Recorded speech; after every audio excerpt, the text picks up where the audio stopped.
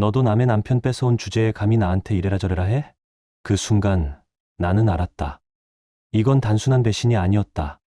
내가 당했던 고통을 그 여자가 똑같이 되갚아 받고 있다는 사실을. 그렇게 믿었던 사람에게 버림받고 결국 무릎 꿇은 채 나를 다시 찾으러 온 그녀. 불행의 끝에서 다시 나를 붙잡으려 했지만 그때 나는 이미 너무 멀리 와 있었다. 결혼 4년 차, 나는 평범하지만 안정적인 가정을 꾸려가고 있다고 믿었다. 하지만 아내는 다른 남자와 1년 넘게 불륜을 저지르고 있었다. 그 사실을 마주한 날, 내 안의 모든 것이 무너졌다. 내가 알고 있던 결혼, 믿음, 그리고 사랑까지 전부 거짓이었다. 이야기는 그날로 끝나지 않았다. 오히려 그날부터 시작되었다. 이혼 소송, 법정에서 마주한 아내의 비웃음, 그리고 무엇보다도 2년 뒤 초라한 모습으로 다시 나타난 그녀의 눈물 어린 사과. 그녀는 왜 돌아왔을까? 결말은 당신의 기대를 완전히 뒤흔들 수도 있습니다. 여러분의 생각은 감정에 있습니까? 댓글로 남겨주세요. 구독과 좋아요도 잊지 마세요. 방탐정의 더블 파일과 함께 더 크고 흥미로운 이야기를 속으로 떠나보세요. 나는 정민이다. 올해 41살, 서울 강남에서 정보보안 컨설팅 회사를 운영하고 있다. 사업은 불경기 속에서도 제법 안정적으로 유지되고 있었고 주중 대부분은 사무실과 미팅 사이에서 시간을 보냈다. 감정 표현은 서툴지만 책임감과 성실함 하나로 버텨온 삶이었다. 사람들은 내 인생을 부러워했다. 내 옆에는 수연이 있었기 때문이다. 그녀는 40을 바라보는 나이에 여전히 반짝였고 고급 여행사에서 VIP 투어를 전담하는 운영 매니저였다. 키는 크고 말투는 단정했으며 무엇보다 늘 당당한 눈빛이 있었다. 처음 소개받던 날, 그녀가 회색 실크 블라우스를 입고 앉아있던 순간을 나는 아직도 기억한다. 단 한눈에 그 사람이다 싶었다. 결혼한 지 4년, 자녀는 없었다. 처음에는 수연이 회사에서 안정적인 자리를 잡고 나서 갖자고 해서 기다렸다. 그러나 시간이 지나도 아이 이야기는 자연스럽게 사라졌다. 조금만 더, 이번 시즌만 넘기고 다음 연도에는 여유가 생길 거라며 웃어넘겼다. 나도 말없이 고개를 끄덕였다. 여성으로서 커리어를 쌓는 일이 얼마나 어려운지 내가 감히 함부로 재촉할 수 없다는 걸 알고 있었기 때문이다. 적어도 그때까지만 해도. 그러나 어느 순간부터인가 수연은 이전과 달라졌다. 긴 일정의 출장에서 돌아와 문을 열던 그녀는 더 이상 보고 싶었어 라고 말하지 않았다. 대신 샤워기 소리만 들리고 방문은 곧 닫혔다. 오늘은 그냥 혼자 있고 싶어. 그 말은 점점 자주 들렸다. 나는 이해하려고 애썼다. 바깥 일이 얼마나 고된지 알기에, 시차 적응에 고객응대까지 겹치면 얼마나 진이 빠질지 짐작했기에. 하지만 체류 일정이 길어지기 시작하면서 이상한 기분이 들기 시작했다. 예전엔 2박 3일이면 돌아왔던 그녀가 이제는 일주일을 넘게 머무는 일이 반복됐다. 이유를 물으면 현지 실습이 늘었고 관리 작업은 반드시 참석해야 한다는 말뿐이었다. 그 말도 나는 믿었다. 그녀의 말이라면 다 믿었다. 아니, 믿고 싶었다. 사람은, 특히 사랑하는 사람은 의심하고 싶지 않다. 수연은 항상 자신감 넘치는 사람이었고 내 앞에서는 한 번도 말끝을 흐리거나 고개를 피한 적이 없었다. 그래서 나는 오히려 그녀를 더 챙기려 했다. 몸조리 잘해. 기운 없을 땐 이거 챙겨 먹고, 출장을 앞두고는 미리 필요한 걸 챙겨주고, 돌아오는 날엔 그녀가 좋아하는 도라지, 갈비찜을 만들어 두었다. 하지만 어느 날부터인가 그녀의 고마워는 공허하게 들렸다. 내가 준비한 음식은 나중에 먹을게라는 말과 함께 식탁 위에 남겨졌고, 내가 오늘은 어땠어? 라고 물으면 돌아오는 대답은 짧고 건조했다. 별일 없었어. 피곤해. 그때는 몰랐다. 그 짧은 대화들이 우리가 끝을 향해 걷고 있다는 신호였다는 걸.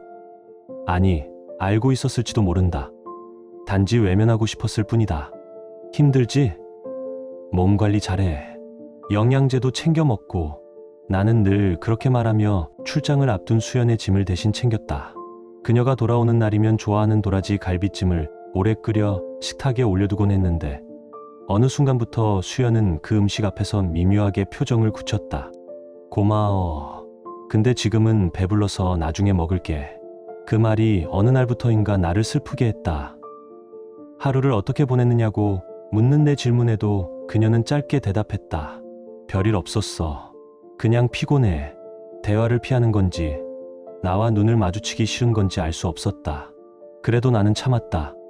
혹시 내가 부담을 주는 건 아닐까 싶어 말을 줄였고 그녀의 스케줄에 맞춰 내 약속을 줄이며 침묵으로 배려하려고 했다. 그러나 그 배려조차 그녀에게는 거슬리는 일이 되어버린 것처럼 보였다. 너무 신경 쓰지 마. 난 혼자 있는 게 편해. 그 말을 들었을 때 가슴 한쪽이 얼어붙는 것 같았다. 그러던 어느 날 수연이 또다시 일주일짜리 출장을 간다고 말했다. 이번에는 유럽 일정이라 머무는 시간이 더 길 거라고 했다. 나는 평소처럼 조심해서 다녀오라고 말했지만 그날 밤 문득 궁금증이 고개를 들었다. 그녀의 비행 일정이 정말 맞는지 확인하고 싶었다. 의심이라기보다 그녀의 스케줄을 알면 서로 연락하기 더 편하겠다는 단순한 생각이었다. 그래서 관련 노선 정보를 찾아보았는데 이상하게도 수연이 말한 일정이 어디에도 없었다. 유럽행 리스트를 아무리 살펴봐도 그녀의 이름은 없었고 아예 해당 노선 자체가 운영되지 않는 날도 있었다. 처음엔 내가 잘못 본 줄 알았다. 스케줄이 갑자기 바뀐 건가 싶어 며칠치를 더 확인해봤지만 결과는 같았다. 그때부터 마음 한구석이 조용히 흔들리기 시작했다.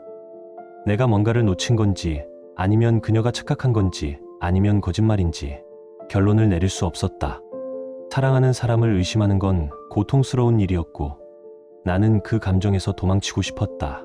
그래서 며칠 더 지켜보기로 했다. 수연이 어느 나라에 있다며 보내온 사진들은 분명 해외 같았지만 배경은 늘 호텔 로비나 카페뿐이었다. 예전처럼 동료들과 찍은 사진도 업무 관련된 장면도 없었다. 사진 속에는 설명할 수 없는 낯선 남자의 그림자가 반복적으로 비쳤는데 처음엔 우연이라 생각했지만 점차 그것이 우연이 아닐 수도 있다는 생각이 마음을 파고들었다. 사진에 나온 남자는 누구야? 라고 물었을 때 수연은 어딘가 어색한 표정으로 대답했다. 그냥 동료야. 같이 연수받는 사람. 말끝이 흔들렸다. 그녀답지 않은 대답이었다. 그리고 또 하나. 유럽에 있다면 연락 시간이 한국과 크게 차이 나야 하는데 그녀가 메시지를 보내오는 시간은 이상할 만큼 한국과 거의 같았다. 그 작은 이상함들이 조용하게 쌓이며 내 마음속 어둠을 서서히 키워갔다. 사진 속 날씨도 이상했다. 분명 한국은 눈이 내릴 만큼 추운 겨울이었는데 수연이 보내온 사진 속 그녀는 얇은 셔츠 차림으로 햇살 아래 앉아 있었다.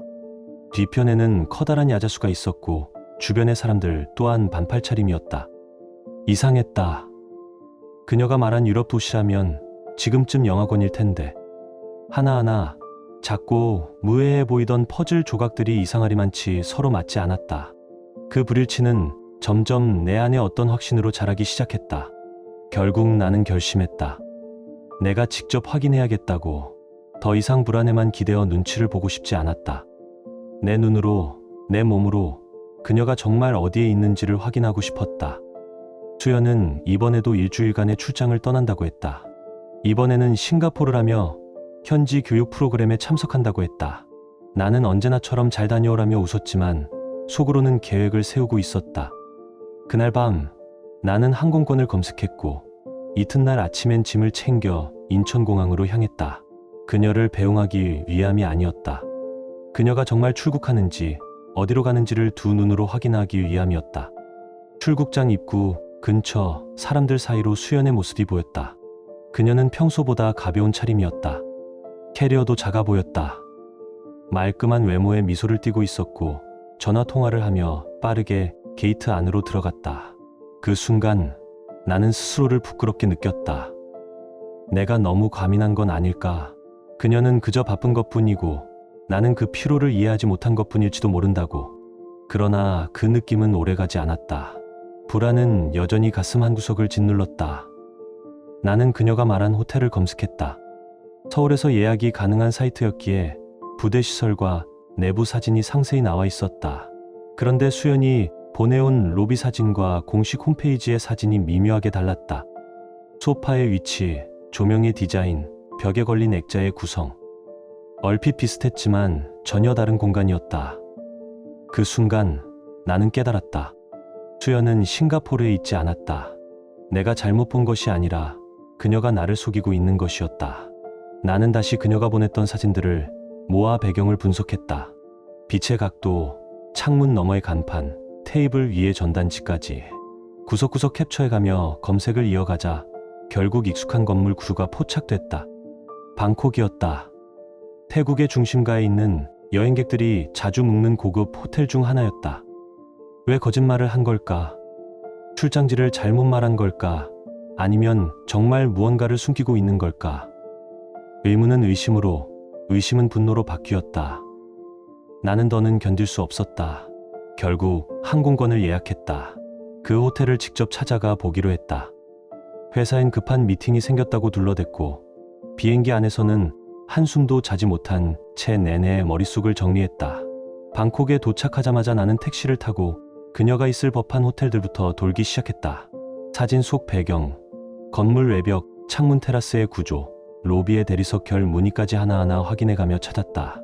그리고 그날 오후 나는 결국 그녀가 머물고 있는 호텔을 찾아냈다. 로비 구석, 커튼이 반쯤 드리워진 자리에서 나는 앉은 채로 그녀를 기다렸다. 오후 5시, 관광을 마치고 돌아올 시간이었다. 분주한 로비 안을 몇 번이나 훑던 중 그녀가 나타났다. 그리고 그녀는 혼자가 아니었다. 그녀 옆에는 한 남자가 있었다. 캐주얼한 셔츠 차림에 그 남자의 손은 자연스럽게 수연의 허리를 감싸고 있었고 두 사람은 마치 오래된 연인처럼 자연스럽게 웃고 있었다. 그 웃음은 나와 함께 있을 때 한 번도 본 적 없는 종류의 것이었다. 한순간에 시간이 멈춘 듯했다. 나는 단지 숨을 참고 그 장면을 지켜봤다. 그들은 엘리베이터에 올랐고 같은 층으로 향했다. 나는 끝까지 따라가지 못했다. 대신 로비에 앉은 채 주먹을 쥔 손만 차가운 테이블 밑에서 떨고 있었다. 그리고 나는 조용히 핸드폰을 꺼내 들었다. 그들이 나오는 모습을 촬영했고 방 번호를 확인했다. 이제 모든 것이 명확했다. 미친 사람은 내가 아니라는 것, 불안은 망상이 아니라는 것. 그날 밤 나는 그녀가 내게 남긴 마지막 고마워라는 말이 얼마나 공허했는지를 뒤늦게야 뼈저리게 실감했다. 호텔 직원에게 조심스레 물어보았다. 몇 번의 망설임 끝에 확인한 사실은 충격적이었다. 그 방은 이미 며칠째 같은 이름으로 예약되어 있었다. 내 심장은 뚝 떨어졌지만 정신만큼은 이상할 정도로 또렷해졌다.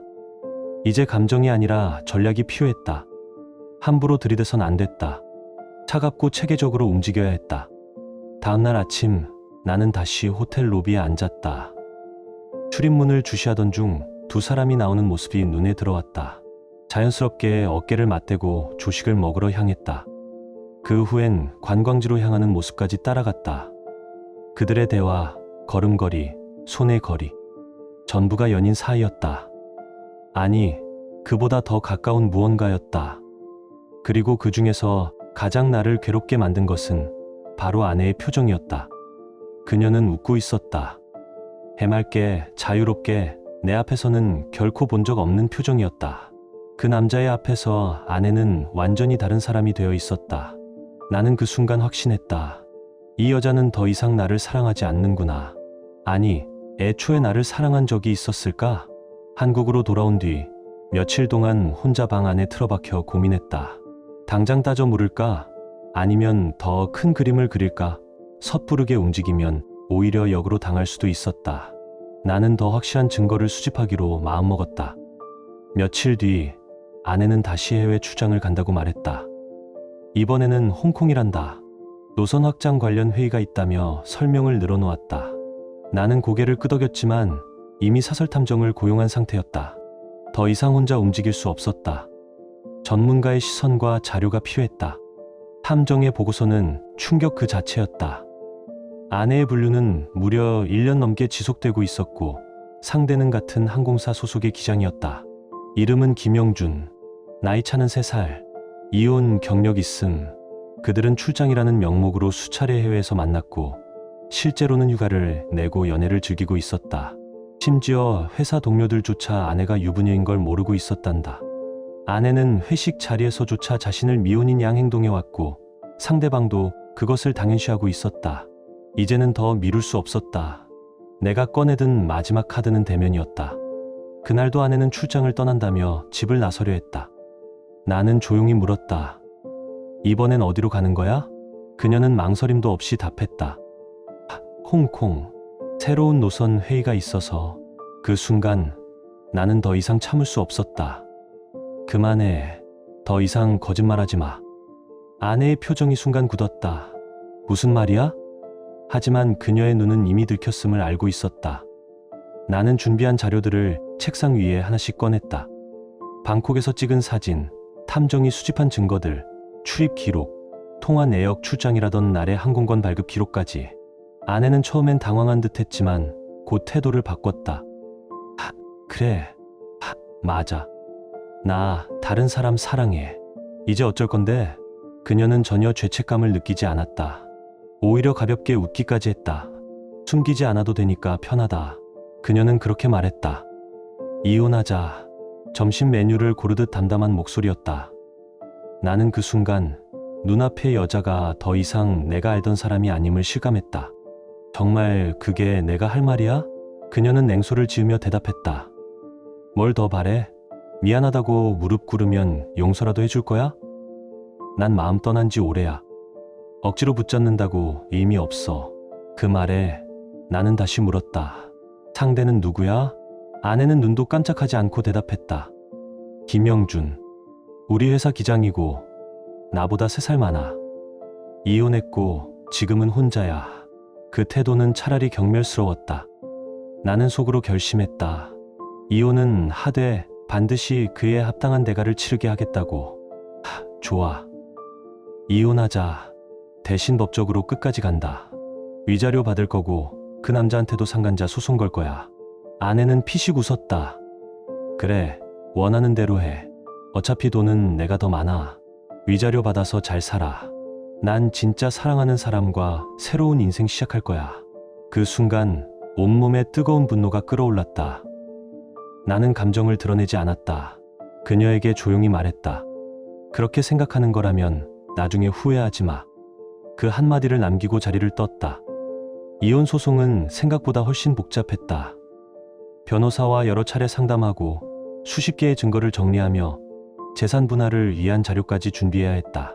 하지만 나는 한 걸음씩 차근차근 밟아 나갔다. 특히 상간자, 소송 부분에 각별히 신경을 썼다. 그 김영준이라는 남자. 그는 내 가정을 무너뜨린 대가를 반드시 치러야 했다. 법정에서 다시 마주한 아내는 여전히 당당했다. 판사 앞에서도 당차게 말했다. 저는 더 이상 이 사람을 사랑하지 않습니다. 다른 사람을 사랑하게 되었고 새로운 인생을 살고 싶습니다. 심지어 내게 노려보듯 말했다. 구질구질하게 왜 이렇게까지 해? 위자료 받아서 잘 살아. 난 내 인생을 살 거야. 나는 그 말을 들으면서도 아무 말 없이 앉아 있었다. 법은 냉정했고 그래서 공정했다. 아내의 분류는 명백히 입증되었고 나는 이혼 소송에서 완승했다. 상당한 액수의 위자료를 받았고 김영준에게도 별도의 소송을 걸어 승소했다. 그 역시 사회적으로 타격을 입었고 조용히 사직서를 냈다는 소식을 들었다. 이혼이 확정된 날 아내는 내게 마지막으로 말했다. 이제 만족해. 돈도 받았잖아. 이제 좀 그만해. 우리는 애초에 안 맞는 사람들이었어. 나는 더 이상 아무 말도 하지 않았다. 말의 가치조차 느껴지지 않았기 때문이다. 그 순간 나는 깨달았다. 이제 모든 게 끝났구나. 집으로 돌아와 판결문을 조용히 펼쳐보았다. 혼인관계 해소, 단 4글자. 하지만 그 안엔 4년간의 허상과 상처가 모두 담겨 있었다. 슬픔보다는 후련함이 더 컸다. 더는 그녀의 거짓말을 의심하지 않아도 되고, 더는 내가 무너지지 않아도 되었다. 그날 밤 처음으로 깊이 잠들었다. 이혼 이후 나는 혼자가 되었다. 처음엔 막막했다. 함께 살아온 집이 낯설게 느껴졌다. 곳곳에 남겨진 아내의 흔적들이 가슴을 찔렀다. 하지만 나는 무너지지 않았다. 이제는 나를 다시 세울 시간이었다. 가장 먼저 집을 바꿨다. 아내가 좋아하던 화려하고 복잡한 인테리어는 모두 걷어내고 내 취향에 맞는 심플하고 모던한 공간으로 바꾸었다. 우리가 함께 찍은 사진도 모두 정리했다. 더 이상 과거에 머물고 싶지 않았다. 사업에도 몰입했다. 그동안 그녀 때문에 집중하지 못했던 프로젝트들을 하나씩 정리하고 새로운 사업 분야에도 뛰어들었다. 회사 매출은 2배로 늘었고 직원들은 사장님이 확실히 달라지셨다고 말했다. 더 적극적이고 더 추진력 있어 보인다고 했다. 운동도 시작했다. 매일 헬스장에 다녔고 주말마다 산에 올랐다. 몸이 건강해지니 마음도 가벼워졌다. 무엇보다 좋은 사람들을 새롭게 만날 수 있었다. 잊고 있던 친구들과도 다시 연락이 닿았다. 그들은 내게 말했다. 오히려 잘 됐어. 이제 너 진짜 인생 살 수 있잖아. 그렇게 1년이 흘렀다. 처음엔 힘들었지만 점점 혼자 사는 삶에 익숙해졌다. 아니, 익숙해진 게 아니라 즐기고 있었다. 이전보다 훨씬 자유롭고 훨씬 행복했다. 더는 눈치를 보지 않아도 되었고, 더는 누군가의 기분에 휘둘리지 않아도 되었기 때문이다. 회사도 성장했다. 산도 단단해졌다. 마음도 정리되었다. 나는 다시 살아났다. 진짜 나로. 회사 로비에서 다시 그녀를 마주한 날, 저는 순간 눈을 의심했습니다. 수연. 2년 전 법정에서 위자료나 받고 잘 살라며 당당하게 등을 돌렸던 그 사람이 지금 제 앞에 서 있었습니다. 예전의 화려함은 어디에도 없었습니다. 푸석한 머리카락, 화장기 없는 창백한 얼굴, 초췌하고 지친 눈빛. 그토록 자신만만하던 사람의 흔적은 사라지고 남은 건 초연한 뿐이었습니다. 예전처럼 명품으로 휘감은 모습도 아니었고, 힘없고 축 처진 어깨가 그녀의 현재를 말해주고 있었습니다. 수연아, 무슨 일이야? 제가 묻자 수연은 아무 말도 하지 않고 울음을 터뜨렸습니다. 정민아, 미안해. 정말 미안해. 그녀는 오열하며 말했습니다. 나 정말 바보였어. 정말 바보같이 살았어. 직원들 눈을 피해 조용한 미팅룸으로 자리를 옮겼고, 그녀는 울음을 그치지도 못한 채 입을 열었습니다. 영준이가 날 버렸어. 입에서 나오는 첫 마디는 충격이었습니다. 그토록 사랑한다고 외치던 그 남자가 수연을 떠났다는 이야기. 처음엔 좋았다고 했습니다. 이혼 후 함께 살기 시작했고 몇 달 동안은 천국 같았다고. 하지만 시간이 지나면서 김영준의 태도는 변했고, 무엇보다 불륜 사실이 회사에 퍼지며 수연은 항공사에서 퇴사하게 되었다고 했습니다. 다 알게 됐어. 내가 기혼자랑 바람났다는 얘기. 사무장 자리도 박탈당했고 결국엔 쫓기듯 나왔어.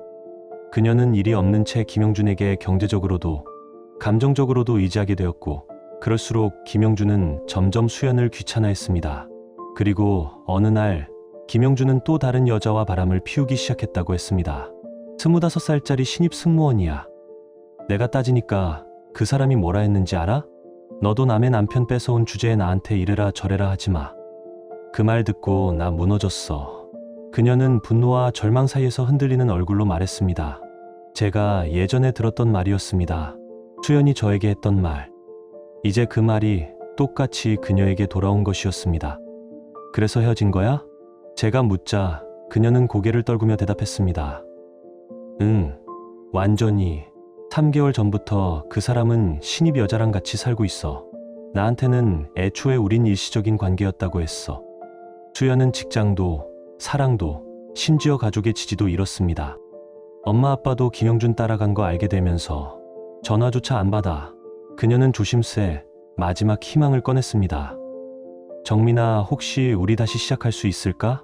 그 말을 들은 순간 제 안에서는 어떤 감정도 잃지 않았습니다. 동정도, 미련도, 분노도 없었습니다. 대신에 아주 조용하고 또렷한 깨달음 하나만 남았습니다. 나는 이 사람을 이제 완전히 끝냈구나. 저는 천천히 말을 꺼냈습니다. 수연아, 나는 내가 불행하길 바라진 않아. 하지만 우리가 다시 시작할 일은 없어. 너와 나는 이미 끝난 사이야. 그녀는 눈을 붉히며 입술을 떨었지만 저는 더는 머뭇거리지 않았습니다. 이제 나를 찾지 마. 나는 지금 잘 살고 있으니까.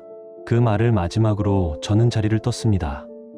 그 순간 마음속 깊은 곳에 얹혀있던 4년간의 그림자가 서서히 사라져갔습니다. 그녀는 떠났고 저는 더는 과거에 붙들려 있지 않았습니다. 이제야 비로소 진짜 내 인생의 시작점에 선 기분이었습니다. 엄마 아빠가 나한테 너무 실망했어. 내가 무슨 짓을 했는지 아냐면서 연락도 받지 않으셔. 수연은 말하면서 고개를 숙였습니다. 사무장 시절에 모아둔 돈도 다 써버렸어. 김영준이랑 여행 다니고 명품 사느라. 지금은 편의점에서 알바하면서 겨우 먹고 살고 있어. 그녀는 울면서 제게 말했습니다.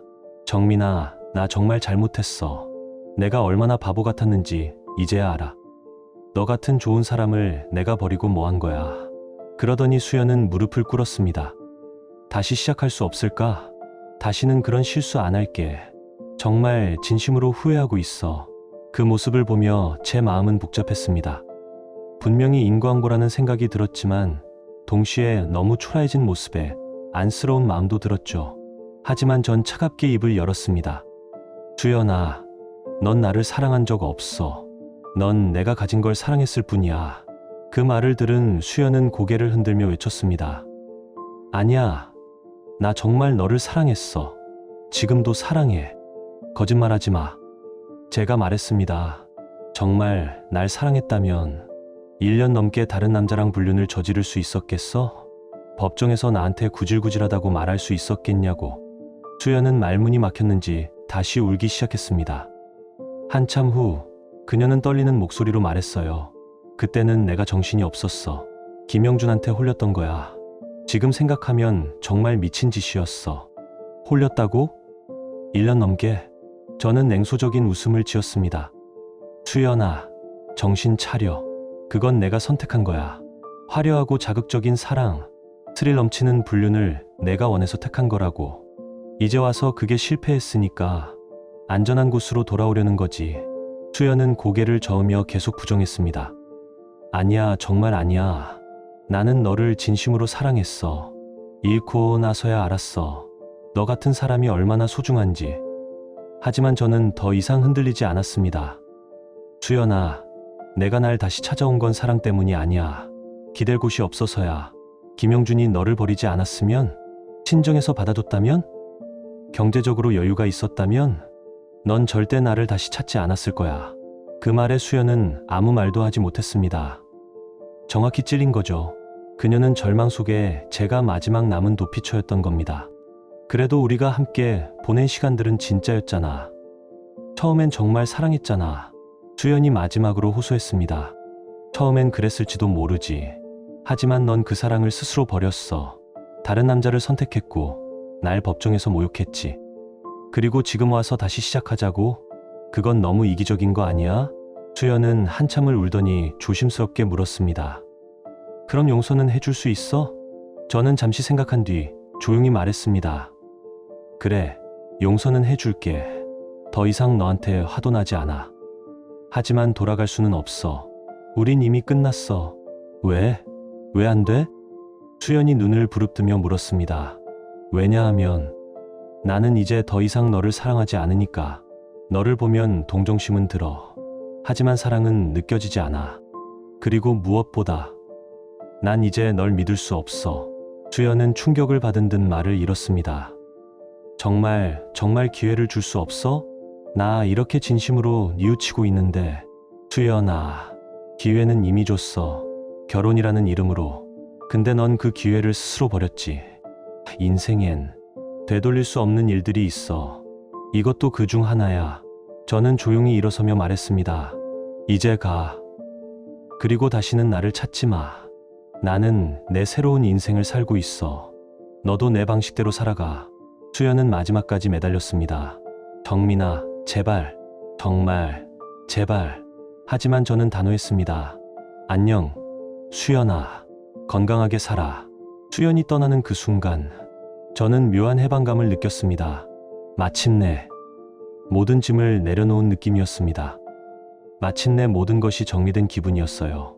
더 이상 과거에 얽매이지 않아도 된다는 안도감이 들었습니다. 복잡했던 감정들, 상처들, 집착과 미련까지 다 정리된 듯 했어요. 며칠 뒤 지인을 통해 수연의 소식을 들었어요. 김영준을 다시 붙잡으려고 했답니다. 하지만 결과는 비참했어요. 김영준의 새 여자친구 앞에서 울면서 매달렸는데 그는 수연을 미친 여자라고 욕하며 경비원을 불러 쫓아냈다고 해요. 그 장면을 목격한 사람들이 많았다더군요. 수연은 사람들 앞에서 완전히 무너졌다고 했습니다. 그리고 김영준 역시 법적으로도 대가를 치르게 됐어요. 제가 제기한 상간자 소송에서 완전히 패소했거든요. 상당한 금액의 위자료를 물게 됐고 회사 내부에도 불륜 사실이 공식적으로 알려지면서 승진 대상에서도 제외되었답니다. 신입 승무원과의 관계 역시 회사의 압박으로 이내 정리할 수밖에 없었다고 해요. 반면 제 삶은 점점 더 안정되어 갔습니다. 사업은 꾸준히 성장했고 개인적으로도 새로운 취미들을 만들어가며 매일을 충실하게 살아가고 있었어요. 무엇보다 마음이 평안했습니다. 더 이상 누군가를 의심하지 않아도 되고 감정에 휘둘리지 않아도 되었거든요. 가끔 사람들이 저에게 묻습니다. 재혼할 생각은 없어요? 그럴 때마다 저는 웃으며 대답합니다. 아직은 혼자가 좋아요. 그건 진심이에요. 지금의 자유롭고 고요한 삶이 저에겐 딱 맞거든요. 그날 밤 창밖을 바라보며 생각했어요. 인생에는 참 많은 일이 일어나죠. 고통스러운 일도, 기쁜 일도. 하지만 모든 일에는 이유가 있고 결국 각자의 자리를 찾아간다는 걸 느꼈습니다. 수연은 화려한 사랑을 줬다가 모든 것을 잃었고 김영준은 남의 가정을 파괴한 대가를 치르고 있어요. 그리고 저는 가장 힘든 시간을 견뎌내고 더 강해졌고 더 현명해졌습니다. 이제 저는 정말로 자유로워졌어요. 과거의 상처에서 벗어나 앞으로만 바라보며 살아갈 수 있게 되었으니까요. 그것만으로도 충분히 보상받은 인생이라고 생각합니다. 지금 당신의 마음은 어떤가요? 이야기를 읽으며 떠오른 감정이나 생각이 있다면 댓글로 나눠주세요. 당신의 진심 어린 한마디가 누군가에겐 큰 위로가 될 수 있습니다. 이 짧은 이야기 속에 작은 온기나 잊고 지낸 감정 하나라도 담겨 있었다면 그것만으로 이 이야기는 충분히 의미 있는 시간이었을 거예요. 좋아요와 구독 그리고 공유는 이런 따뜻한 이야기가 더 많은 사람의 하루에 조용히 스며들 수 있는 힘이 됩니다. 함께 해주셔서 고맙습니다. 당신의 하루에도 조용한 평안과 따뜻한 사람이 함께하길 진심으로 바랍니다.